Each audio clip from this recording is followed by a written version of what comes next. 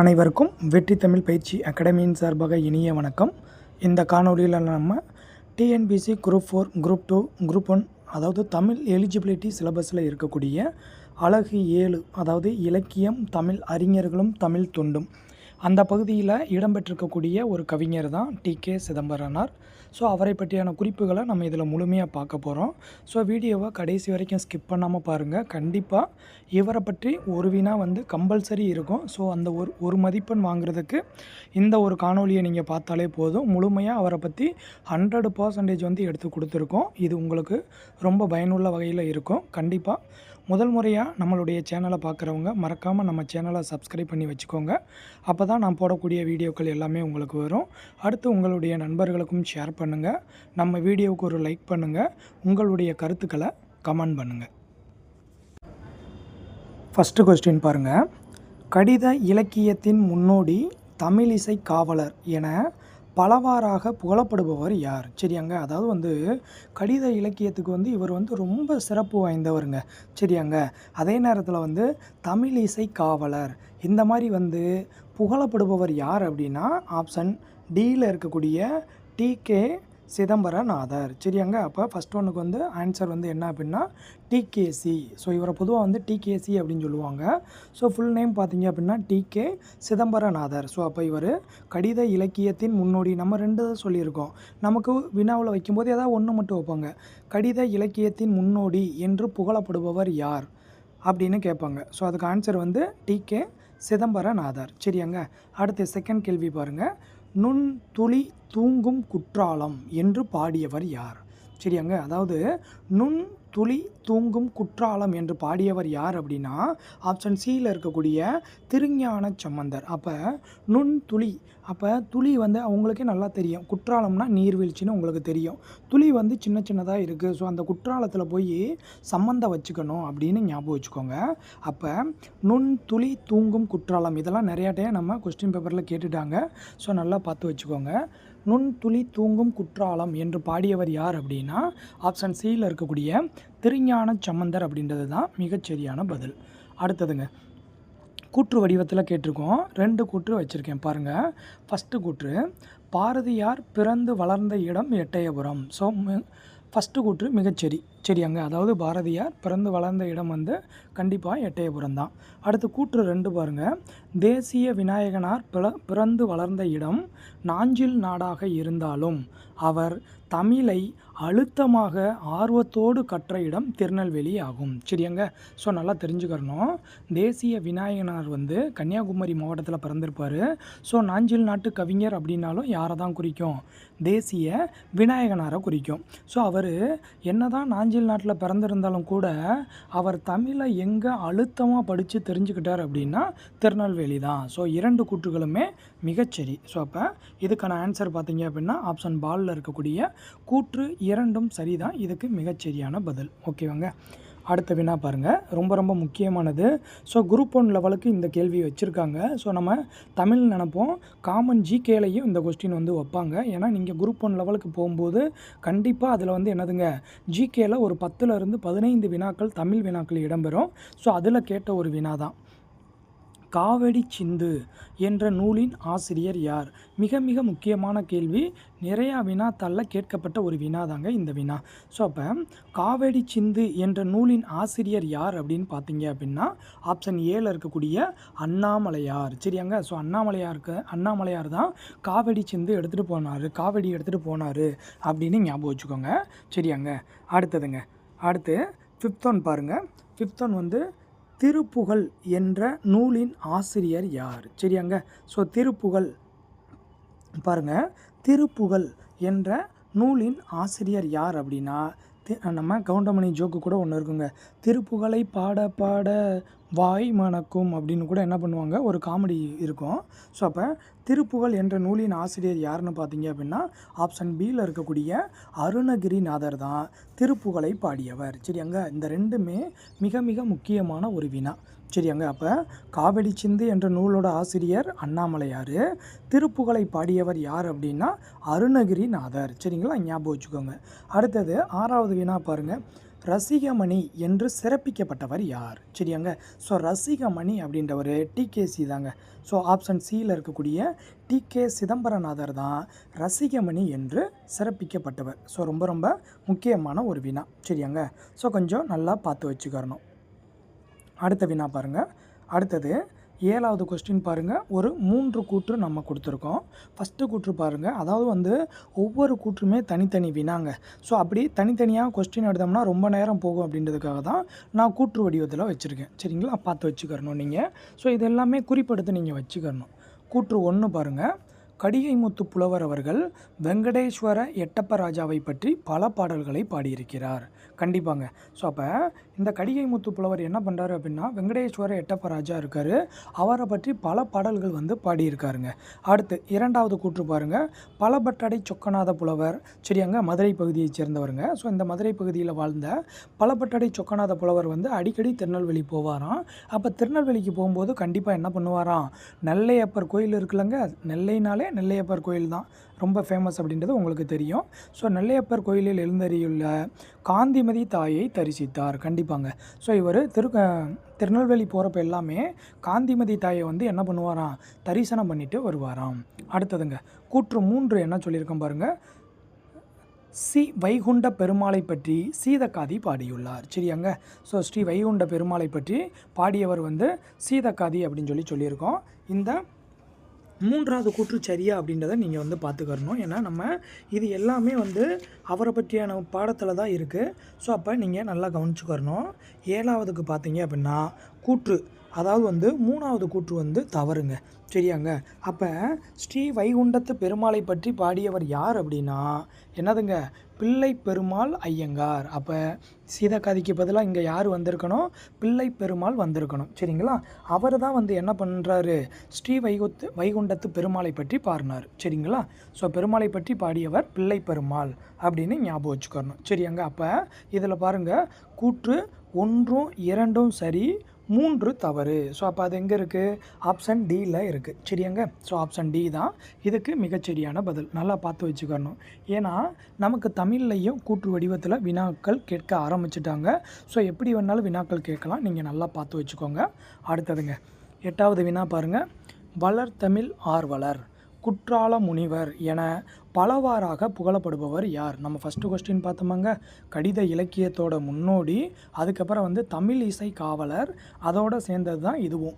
வளர்தமிழ் ஆர்வலர், அதுக்கப்புறம் பார்த்தீங்கன்னா குற்றால முனிவர். இந்த மாதிரி பலவாறாக புகழப்படுபவர் யார் அப்படின்னு பார்த்தீங்கன்னா ஆப்ஷன் ஏல இருக்கக்கூடிய டிகேசி அவர் தான் ஆன்சர். சரிங்களா. அந்த 4மே நல்லா பார்த்து வச்சுக்கணும்.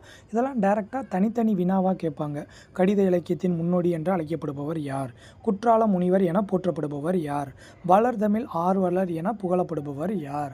தமிழ் இசை காவலர் என போற்றப்படுபவர் யார்? இப்படின்னு என்ன பண்ணலாம், நமக்கு தனியாகவே வந்து டைரெக்டாகவே கொஸ்டின் கேட்கலாம். நீங்கள் பார்த்து வச்சுக்கோங்க. அடுத்ததுங்க 9வது வினா பாருங்கள். தமது வீட்டில் வட்டத்தொட்டி என்ற பெயரில் இலக்கிய கூட்டங்கள் நடத்தி வந்தவர் யார்? ரொம்ப ரொம்ப முக்கியமான ஒரு வினாங்க. சரியாங்க. ஏன்னா டிகேசி அப்படின்னாலே வட்டத்தொட்டி அப்படின்றது நிறையா பேருக்கு தெரியும். ஏன்னா தன்னுடைய வீட்டில் இவர் என்ன பண்ணாராம், வாரந்தோறும் கூட்டம் நடத்தி, இலக்கிய கூட்டம் நடத்தி இலக்கியங்களை பற்றி பேசுவாராம். இவர் பேசுகிறத பார்த்து அங்கே இருக்கக்கூடிய கற்றுக்கறனான்னு வந்தவங்களாம் ரொம்ப வியந்து பாராட்டுவாங்களாம். ஏன்னா இவருடைய இலக்கிய புலமை அவ்வளோ தெளிவாக இருக்குமா, அவ்வளோ அழகாக இருக்குமா. சரியாங்க. ஸோ அப்போ தன்னோட வீட்டில் வட்டத்தொட்டி என்ற பெயரில் இலக்கிய கூட்டங்கள் நடத்தி வந்தவர் யார் அப்படின்னா அதுவும் ஆப்ஷன் சியில் இருக்கக்கூடிய டிகேசி தான் இதுக்கான ஆன்சர். அடுத்தது 10வது வினா பாருங்கள். சரியான இணையற்றது எதுன்னு கேட்டிருக்கேன். சரியாங்க. இந்த மாதிரியே வினா வைக்கிறாங்களாங்க. சரியான இணை கேட்குறாங்களா, சரியான இணையற்றதுன்னா எது தவறு அப்படின்னு அர்த்தம். சரியாங்க. அப்போ பாருங்கள், ஃபஸ்ட்டு இது வந்து குற்றால குறவஞ்சி. ஸோ குற்றால குறவஞ்சியோட ஆசிரியர் வந்து திரிகூட ராசப்ப கவிராயர். சரியாக தான் இருக்குது. சரியாங்க. அடுத்தது காவேரி சிந்து. ஸோ காவேரி சிந்து அப்படின்றது அண்ணாமலையார் நம்ம பார்த்தோம். ஸோ அப்போ அது தவறாக கொடுத்துருக்கேன். திருப்புகழ் அப்படின்றது அருணகிரிநாதர். ஸோ இந்த 2க்கும் நான் வந்து என்ன பண்ணியிருக்கேன், மாற்றி கொடுத்துருக்கேன். பெரும்பாலும் பார்த்தோம்னா டிஎன்பிஎஸ்சி கொஸ்டினில் அங்கேயே கொடுத்து அதவே மாற்றி தான் கொடுக்குறாங்க. சரியாங்க. வேறொரு நபரை, அதாவது இப்போ ஃபார் எக்ஸாம்பிள் காவடி சிந்து அப்படின்ற நூலோட ஆசிரியர் வந்து அண்ணாமலையார் தான். இந்த அண்ணாமலையாரை தான் உள்ளே கொண்டு வந்திருக்காங்க. சரியாங்க. அண்ணாமலையாருக்கு பதிலாக வேறு ஒரு பாவண்ணன், ஒரு தாராபாரதி, இந்த மாதிரி வந்து இப்போ கொடுக்க மாட்டேங்கிறாங்க. ஸோ அப்போ நல்லா நீங்கள் தெரிஞ்சுக்கிட்டாலே போதுமானது. அடுத்தது 4வது பாருங்கள், கருவை நல்லூர். இந்த கருவை நல்லூரை கரிவலம் வந்த நல்லூர் அப்படின்னும் சொல்லலாம். ஸோ இந்த விஷயத்தை நீங்கள் தெரிஞ்சுக்கிறணும். அதுக்காக தான் இந்த இதில் நான் கொண்டு வந்திருக்கேன். ஸோ கருவை நல்லூர் அப்படின்றத கரிவலம் வந்த நல்லூர் அப்படின்னும் இந்த இதுக்கு பேர் சூட்டி அழைக்கிறாங்க. நல்லா தெரிஞ்சு வச்சுக்கோங்க. ஸோ அப்போ எது தவறு அப்படின்னா ஆப்ஷன் பால் பாருங்கள், ஆப்ஷன் பி 1, 4 சரி, 2, 3 தான் தவறாக கொடுத்துருக்கேன். ஸோ அப்போ 2க்கு என்ன வரணும்? காவடி சிந்துனா அண்ணாமலையார், திருப்புகழ்னா அருணகிரிநாதர். சரியாங்க, பார்த்து வச்சுக்கோங்க.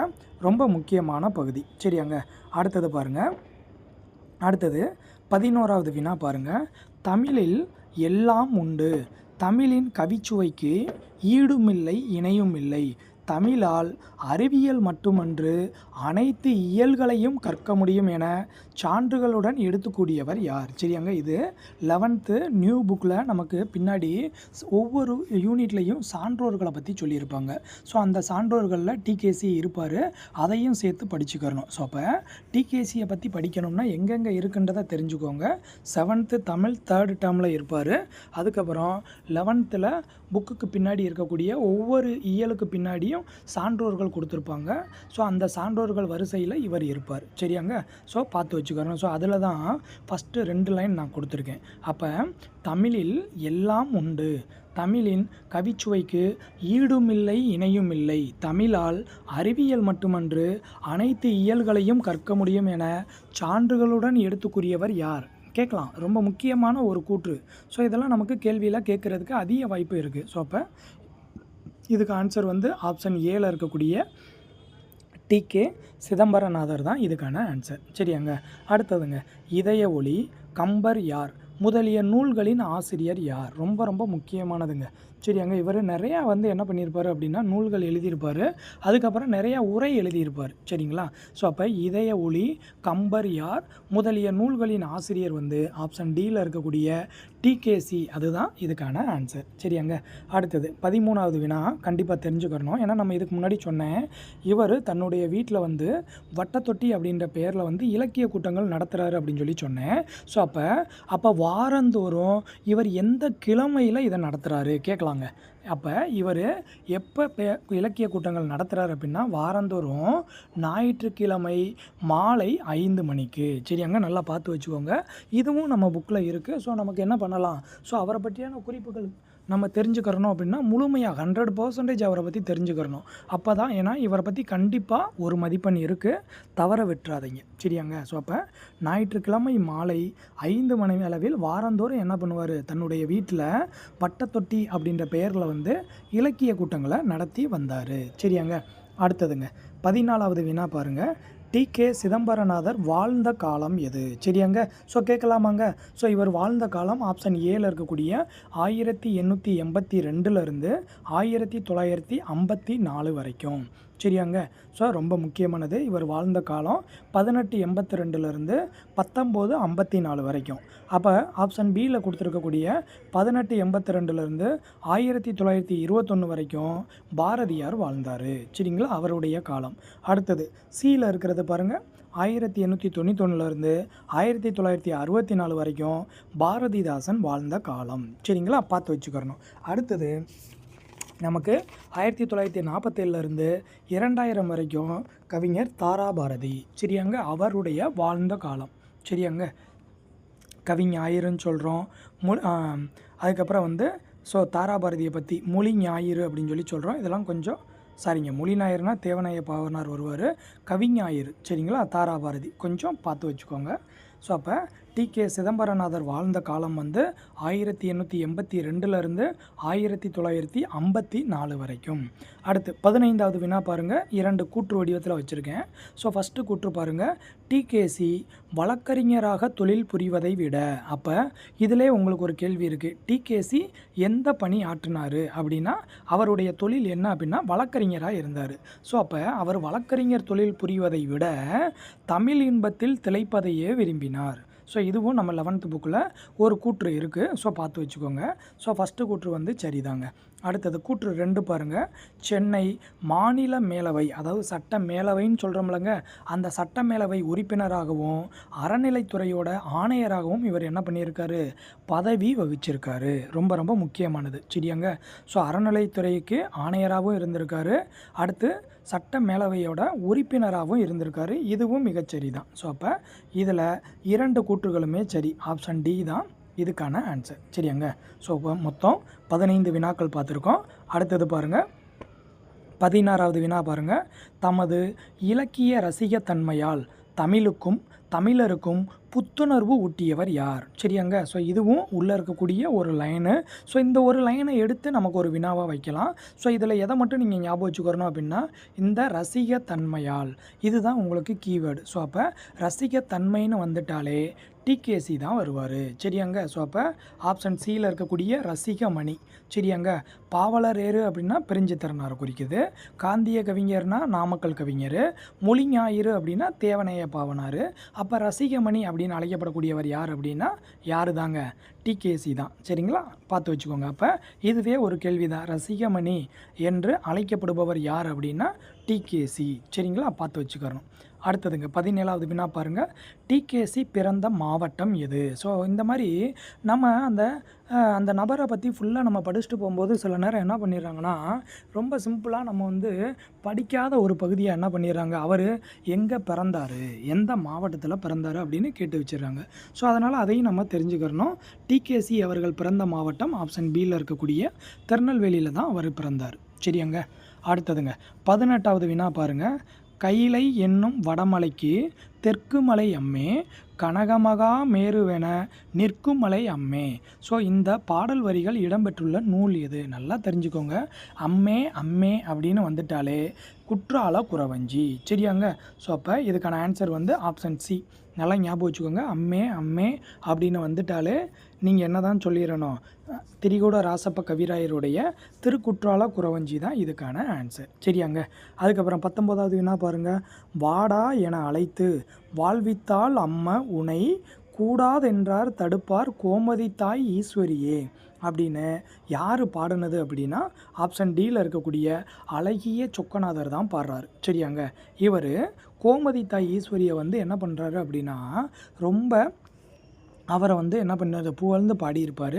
அப்போ நீங்கள் ஞாபகம் வச்சுக்கோங்க, கோமதி தாய் ஈஸ்வரி தான் உங்களுக்கு கீவேர்டு. ஸோ இவங்களை பற்றி புகழ்ந்து பாடினவர் யார் அப்படின்னா யார் தாங்க, அழகிய சொக்கநாத புலவர். சரியாங்க, பார்த்து வச்சுக்கிறணும். அடுத்ததுங்க 20வது வினா பாருங்கள். குற்றால துறைகின்ற கூத்தா உன் குறைகளற்கே கற்றாவின் மனம் போல கசிந்துருக வேண்டுவனே என்று பாடியவர் யார் அப்படின்னா, இது குற்றாலத்தினுடைய சிறப்பை பற்றி மாணிக்கவாசகர் தான் பாடியிருப்பார். சரியாங்க. ஸோ இதுக்கான ஆன்சர் ஆப்ஷன் ஏல இருக்கக்கூடிய மாணிக்கவாசகர். சார் இதெல்லாம் எங்கே இருக்குது அப்படின்னு பார்த்தீங்க அப்படின்னா, நம்ம 7th தமிழ் 3rd டேர்மில் திக்கெல்லாம் புகழும் திருநெல்வேலி, அதாவது திருநெல்வேலி சீமையை பற்றி அதில் தான் டிகேசியை பற்றி இருக்கும். ஸோ அவருடைய குறிப்புகள் தான் இதெல்லாமே. ஸோ அவர் எழுதுனது தான், அவருடைய கட்டுரையிலிருந்து தான். சரியாங்க. ஸோ அதனால் அவரை பற்றி படிக்கும்போது அவருடைய கட்டுரையில் அவர் என்னென்னலாம் பேசியிருக்காரு அப்படின்றதையும் நம்ம படிச்சுக்கிறணும். சரியாங்க. ஸோ அப்போ 20வது கொஸ்டினுக்கு ஆன்சர் ஆப்ஷன் ஏல இருக்கக்கூடிய மாணிக்க வாசகர். சரியாங்க. அடுத்தது பாருங்கள். அடுத்தது 21வது வினா பாருங்கள். கோமான் அழகமர் மால் சீதக்காதி கொடைக்கரத்து சீமான் இறந்துட்ட போதே புலமையும் செத்ததுவே என்று பாடியவர் யார் அப்படின்னா ஆப்ஷன் பியில் இருக்கக்கூடிய நமச்சிவாய புலவர். ஏன்னா வள்ளல் சீதக்காதி அப்படின்றவர் 250 ஆண்டுகளுக்கு முன்னாடி வாழ்ந்தவருங்க. இவர் புலவர்களுக்கு அள்ளி அள்ளி கொடுப்பாராம். ஸோ அப்போ இவர் இறந்த செய்தி கேட்டு நமச்சிவாய புலவர் எப்படி பாடுறாரு அப்படின்னா, கோமான் அழகர்மால் சீதக்காதி கொடைக்கரத்து சீமான் இறந்து விட்ட போதே புலமையும் செத்து போயிருச்சு அப்படின்னு பாடுறாரு. சரிங்களா, பார்த்து வச்சுக்கோங்க. அடுத்தது 22வது வினா பாருங்கள். உற்றாரை யான் வேண்டேன் ஊர் வேண்டேன் பேர் வேண்டேன் கற்றாரை யான் வேண்டேன் கற்பனவும் இனி அமையும் என்று குற்றாலத்தின் சிறப்பை பற்றி பாடியவர் யார் அப்படின்னா மாணிக்கவாசகர் தாங்க. ஸோ இதுக்கு முன்னாடி ஒரு 2 லைன் கொடுத்துருப்பேன், மொத்தமாக ஒரு 4 லைனு. ஸோ அதில் ஃபஸ்ட்டு 2 லைனு லாஸ்ட்டு 2 லைன் அந்த மாதிரி வினா வச்சுருக்கேன். ஸோ கொஞ்சம் பார்த்து வச்சுக்கோங்க. வேண்டேன் வேண்டேன் வேண்டேன்னு வந்தாலும் மாணிக்கவாசகர் அப்படின்னு ஞாபகம் வச்சுக்கோங்க. சரியாங்க. அடுத்தது 23வது வினா பாருங்கள். டிகேசி அவர்கள் ஆற்றிய பணி எது? சரியாங்க. ஸோ அவர் என்னவாக இருந்தார் அப்படின்னா நம்ம முன்னாடியே பார்த்தோம், வழக்கறிஞர் தொழில் தான் அவர் பார்த்தார். அடுத்தது 24வது வினா. ஒரு 3 கூற்று நான் கொடுத்துருக்கேன் பாருங்கள். கூற்று 1, மணியாச்சியிலிருந்து 7-8 மைல் தூரத்தில் தாமிரபரணி நதியும் சிற்றாறும் கலக்கிற இடம்தான் சீவலப்பேரி அப்படின்ற முக்கூடல். கரெக்டு தாங்க. அடுத்தது காயல்பட்டினத்தில் 250 ஆண்டுகளுக்கு முன்னாடி வாழ்ந்த ஒரு பெரிய வணிகர் தான் சீதக்காதி. சரியாங்க. ஸோ இவர் இறந்து போனதை தான் நமச்சிவாய புலவர் வந்து என்ன பண்ணுறாரு, புலமையும் செத்து போயிருச்சு அப்படின்னு சொல்லி பாடியிருப்பார். சரியாங்க. அடுத்தது 3வது கூற்று பாருங்கள். இந்த காலத்தில் பாடுகிற காவடி பாட்டெல்லாம் கழுகுமலை முருகன் மேல்தான். ஸோ இதுவும் அதுக்குள்ளே ஒரு கதை மாதிரி சொல்லும்போது ஒரு வார்த்தை இருக்கும்.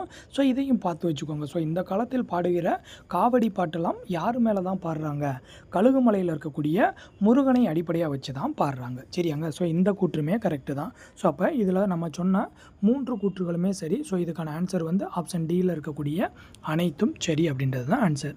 ஸோ அப்போ இந்த காணொலியில் நம்ம டி.கே. சிதம்பரனாரை பற்றி முழுமையாக நம்ம பார்த்துருக்கோம். கண்டிப்பாக ஒரு வினா இருக்குங்க. ஸோ தொடர்ந்து நம்மளுடைய சேனலை ஃபாலோ பண்ணுங்கள். கண்டிப்பாக உங்களுடைய வெற்றிக்கு என்றும் வெற்றி தமிழ் பயிற்சி அகாடமி உறுதுணையாக இருக்கும். அனைவருக்கும் மிக்க நன்றி.